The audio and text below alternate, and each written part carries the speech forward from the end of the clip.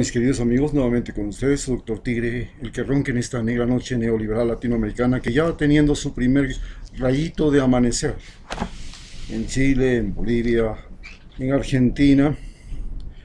Hoy les contaré a ustedes acerca de lo que fue este proceso del nacimiento de las repúblicas latinoamericanas que ahora estamos tan separadas, pero que gracias al muro de Trump, a la pobreza que se ha multiplicado en todo el continente, nos volvemos a reunir y nos volvemos a integrar.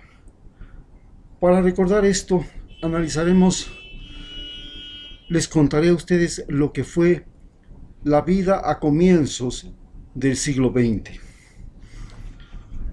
Ya América Latina, como ustedes saben, a comienzos del siglo XIX, comenzó las guerras de la independencia.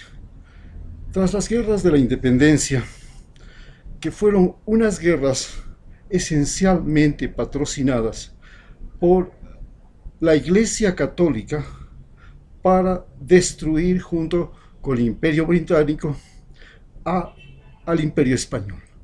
¿Por qué la Iglesia Católica, que fue la que prácticamente se expandió a través del mundo gracias al Imperio Español, reaccionó contra el Imperio Español por la expulsión de los jesuitas?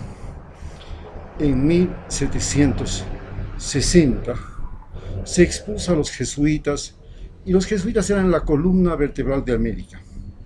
Tras la expulsión de los jesuitas, se comenzó a vivir una pugna entre las diferentes congregaciones religiosas por lo que quedaba del territorio y del poder jesuita.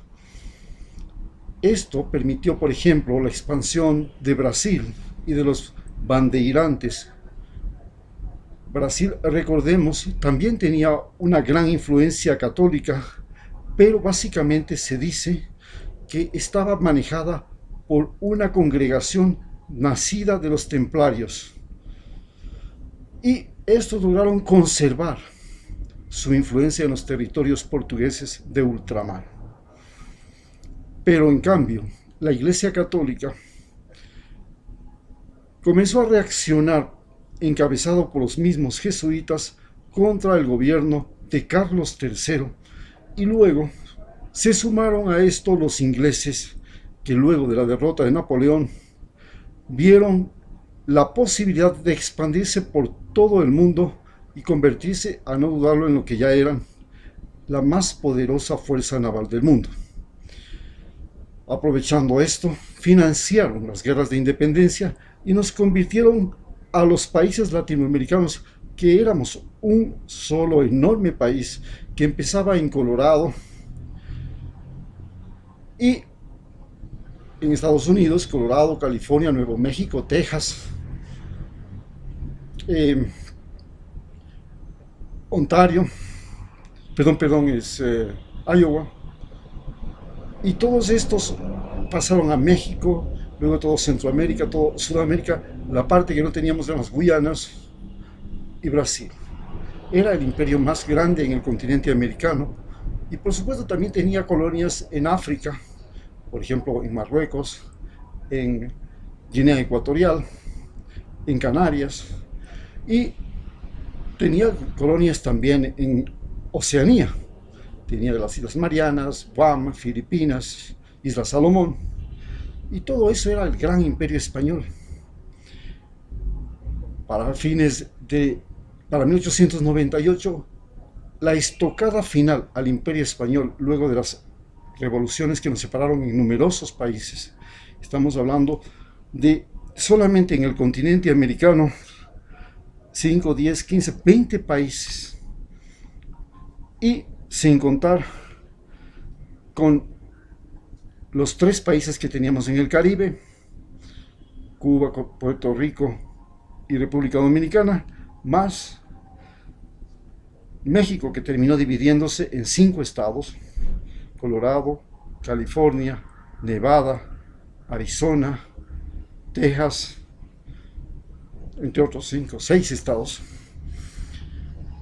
Pues nos fracturamos, terminamos siendo la presa fácil del imperio británico y la presa fácil de un nuevo imperio emergente que era el imperio norteamericano.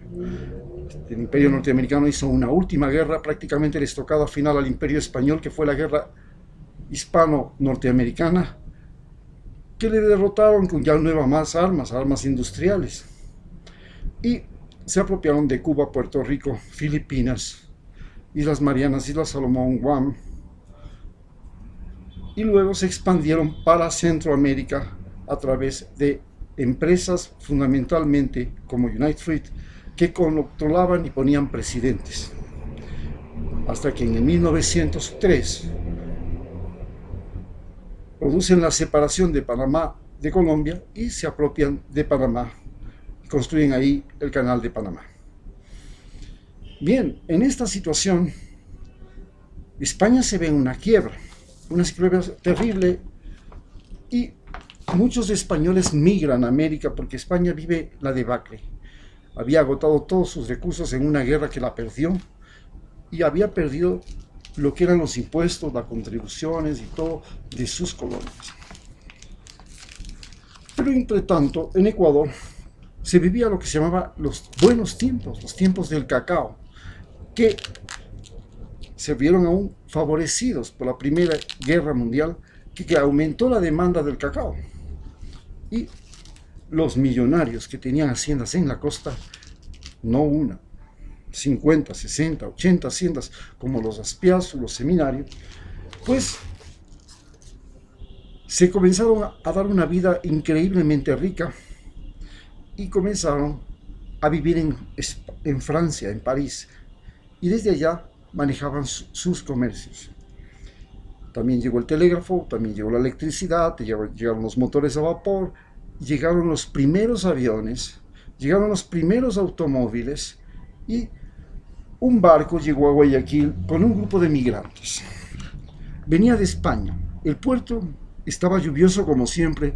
En las calles la gente vestida de blanco con pantalones a media pierna y sombreros de paja recogía las maletas en unas carretillas de madera. Una pareja de españoles caminaba detrás de la carreta y en el fangoso malecón de la calle 9 de octubre. De ahí fueron a unos hoteluchos de madera y de cucarachas. Era una mujer joven de apenas 18 años, mediana estatura, muy rubia y de ojos muy azules, que llamaba por supuesto la atención de todo el mundo. Él, un adulto que había convencido a la muchacha para dejar atrás la miseria de España en crisis tras la derrota frente a los norteamericanos, que le habían quitado lo más importante, lo más valioso para ellos, Cuba, y además Puerto Rico y Filipinas, en una guerra que devastó la economía del que un día fuera el imperio religioso transoceánico más grande del mundo. Pero no solamente que era el imperio transoceánico más grande del mundo, creó un mundo de mestizos, de una religión y de un idioma más grande del mundo. El hombre era un taú que trataba de escapar de un pasado lleno de infidelidades, juegos y deudas. Ella, de una familia que la había expulsado y obligado a casarse por haber perdido su virginidad en manos de este canalla, como lo llamaban, y que ya venía embarazada de 3 meses. Los mosquitos y las mariposas jugaban con las moribundas lámparas eléctricas de la ciudad, recién conmocionada por la revolución liberal, que había puesto en la presidencia a su líder, el general Eloy Alfaro, en 1895, pero que hace solo 7 días, el 5 de junio de 1906, había sido arrestado y quemado en Quito. La ciudad vivía la euforia del tren que unía Quito y Guayaquil por la más espectacular obra de ingeniería férrea en los Andes, el paso por la nariz del diablo. Por primera vez en los mercados de la ciudad habían papas, zanahorias, tomates, lechugas, remolachas, quesos, cebollas, choclos, habas, arvejas, todo fresco, y la carga de pescado, yuca, cacao, azúcar y arroz salía hacia los Andes. Del tren se bajaban miles de indígenas que venían a trabajar en plantaciones de caña en Milagro, y que se negaban a dejar el poncho o la chalina a pesar de los 30 grados de temperatura de la ciudad. Los barrios de caña y paja, con los primeros techos de zinc, aparecían por todo lado de manera desordenada. Empezaba una migración caótica de ecuatorianos a Guayaquil en busca de trabajo y salarios. Paco García y Pilar Real trataron de sobrevivir con un poco de dinero y con el juego de azar por un mes, pero pronto las trampas no fueron suficientes para conseguir dinero de los libaneses que también llegaban como migrantes a la ciudad, escapando de la guerra con los turcos que fue librada después de la Primera Guerra Mundial y antes de ella. Libraban las potencias europeas también una guerra contra el imperio turco de la Media Luna para librar a todos los pueblos del sometimiento a la Media Luna. La colonia libanesa pronto se agrupó y comenzó los negocios textiles. Pilar logró un empleo en pocos meses, pero su embarazo le fue dando problemas, al igual que la irritación que producían los mosquitos en su tan codiciada y blanquísima piel. Tienes que conseguir trabajo, Paco, le repetía con una letanía todos los días. Ya te he dicho, mujer, que lo mío es el juego. Yo soy un caballero, un señor, no un labrador, no un peón de nadie. ¿Cómo puedes creer que yo, un español, tenga que ensuciarme las manos como cualquiera de estos mestizos o cualquiera de esos indios? Entonces, ¿por qué no nos fuimos a Lima o a Santiago o a Buenos Aires? Bueno, tú querías conocer el famoso y recién inaugurado Canal de Panamá, ¿verdad? Ah, la más grande obra de ingeniería nunca jamás hecha que une el Pacífico con el Atlántico, ¿verdad? Sí, respondió Pilar. Ya lo has conocido, ¿cierto? ¿Cierto? Pues bien, el dinero no me alcanzó para llegar a Lima. Tuve que vender nuestro pasaje y nos quedamos aquí en Guayaquil. Y bueno, espérate, voy a tener una partida de dardos y no me fue mal, ¿entiendes? El juego nos dio para comer y tener este gran viaje y ver esta obra de ingeniería, pero no nos dio para llegar a la Luna. ¿Está claro eso? Un silencio quedó tras el golpe de la puerta que la encerraba en su cuartucho mientras Paco, vestido con sus mejores ropas, salía a presumir por el pueblo. En las calles de la zona comercial el ambiente era de lo más seductor para el taur. En cada esquina no faltaba algún libanés y luego algunos de los gran cacao o ricos exportadores de cacao que lo distinguía entre la multitud y lo invitaba a un vino. Su joven esposa, recluida en el cuartucho, pasaba el día acariciando su abdomen en crecimiento, mientras preparaba la comida y le planchaba la ropa a Paco, que rápidamente se iba orientando hacia las urbes con sus 42 años. Ecuador vivía la bonanza del cacao. Su nuevo amigo, Juan Roca, comerciante y político, familia de uno de los expresidentes de la República, le puso en contacto con ricos cacaoteros y con poetas románticos. Su amigo más cercano era un poeta solitario llamado Medardo Ángel Silva, quien, cuando lo encontró, de inmediato le comenzaba a leer sus poesías. En el cuartucho, tratando de encontrar nuevamente sus encantos, Pilar se peinaba y se decoraba para recibir a su marido sin que las horas y las noches le dijeran dónde estaba. Trataba de escribir un diario y leía la Biblia o pedía prestado el periódico al dueño del cuarto para saber qué pasaba en el mundo. Aquel día las noticias eran que una plaga había entrado en las plantaciones de cacao llamada escoba de bruja. Paco, con una barba de varios días y su bigote desgreñado, volvía a casa para cambiarse de ropa. Afuera le esperaba algún automóvil, un joven elegantemente vestido, con dos mujeres vestidas de encaje y con sombrillas. ¿A dónde vas, Paco? ¿Por qué me tienes aquí encerrada mientras tú te diviertes? Ya, mujer, estoy haciendo negocios para exportar cacao para los cacaoteros que tienen problemas. ¿Y tú qué sabes de cacao? ¿Qué puedes hacer? Estos son asuntos de hombres y tú no puedes entender. Claro que sí. Como son asuntos de hombres, esas mujeres también que están allá afuera. Ellas son hermanas de mi amigo que me lleva a una plantación en Vinces, donde están construyendo una torre una réplica de la Torre Eiffel. Y como yo conozco la torre, quieren mi opinión. No me mientas. Te lo juro, mi amor.